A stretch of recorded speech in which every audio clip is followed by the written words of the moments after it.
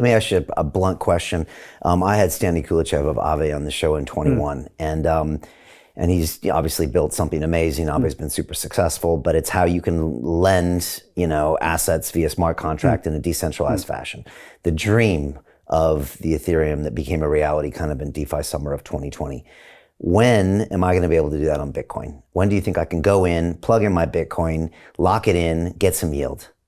Well, you can at the moment. Right. I mean, on the Bitcoin chain. Yeah, no. So there's a group who we know well, and we collaborate with them called Liquidium, that allows lending on Bitcoin, right? So they've, I think it's like essentially like the difference is if you're doing it without smart contracts is there's going to be a database element that's kind of a workaround. But then I think you'll get the layer 2 scalings that make that more efficient and better, right?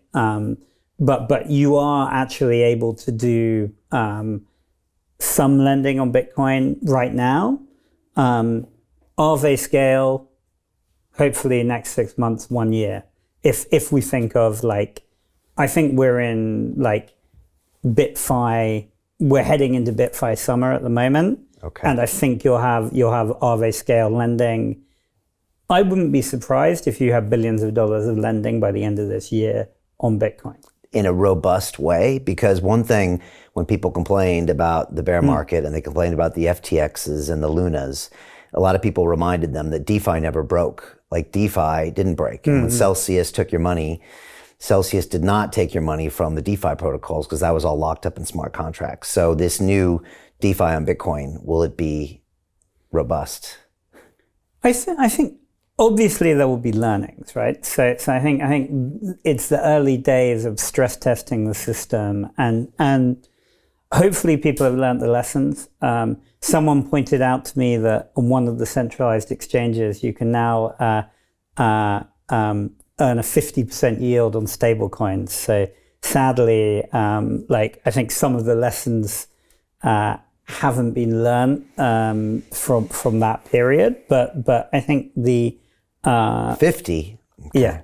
Hope it's not a reputable one, whatever that means. Okay. Well, they're certainly a big one, right? Like you'll know who they are. So. Okay.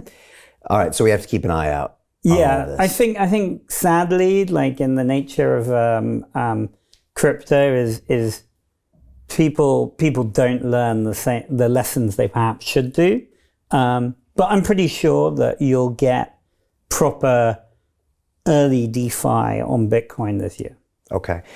We've been talking for maybe a few months, and I think we might have originally talked and agreed to invest with you before the Bitcoin ETF approval. I think it's very possible. Yeah.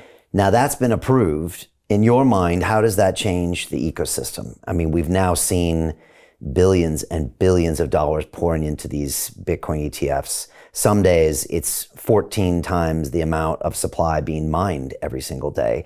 The word is that BlackRock now owns more Bitcoin than Michael Saylor, which is a lot.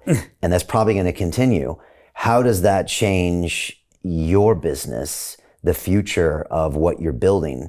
The first thing I think about is institutions love a yield-bearing instrument. I worked in fixed income derivatives on Wall Street for a long time. People think Wall Streeters, buy and sell stocks. I mean, most of Wall Street is in fixed income, which are government bonds and securities and things that pay yield because that's what your pension fund wants. All these things want that. I would think they would want a yield on Bitcoin. And I'm curious, what are your thoughts on this development? How does it affect your ecosystem? How does it affect the Bitcoin price as well? Yeah, no. Well, I think, clearly, I thought it was good luck to come into this interview today, and it was Bitcoin trading at an all-time high. Yes. Incredible. I think clearly, you only need to look at the evidence. I think we're up probably 30K or so since the ETF was approved, right? So in a very short period of time, that ability for people to just buy an ETF and have exposure to Bitcoin, I think has proven strong. It's not easy actually to like self-custody your Bitcoin, right? Like if you have even Coinbase that is relatively intuitive, like your man on the street needs to figure out like keywords and like cryptography and even though like we think of the centralized crypto exchanges as quite intuitive in many ways, like I think there's still a relatively high technical and financial sophistication that you need to participate in that. Whereas now, anyone can call their broker and have exposure to Bitcoin. So I think that's great because I think actually a lot of the scams originated because like people couldn't figure out how they could get exposure to Bitcoin, but people should go, hey, smart digital money,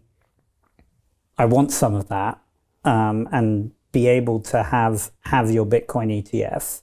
I think obviously like we're on very much like the on-chain area, on-chain experimentation.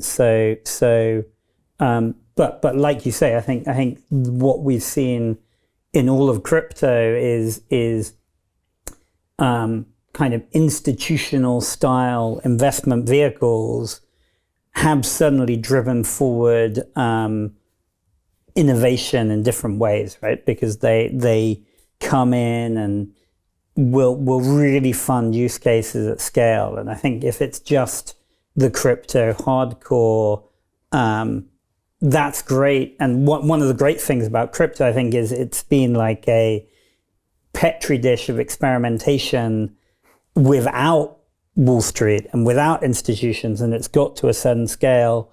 I think obviously those groups bring sophistication and have also had a checkered history. But I think it's interesting that BlackRock or Fidelity or whoever are providing people with less technical sophistication access to the market. To continue watching the rest of the episode for free, visit our website londonreal.tv or click the link in the description below.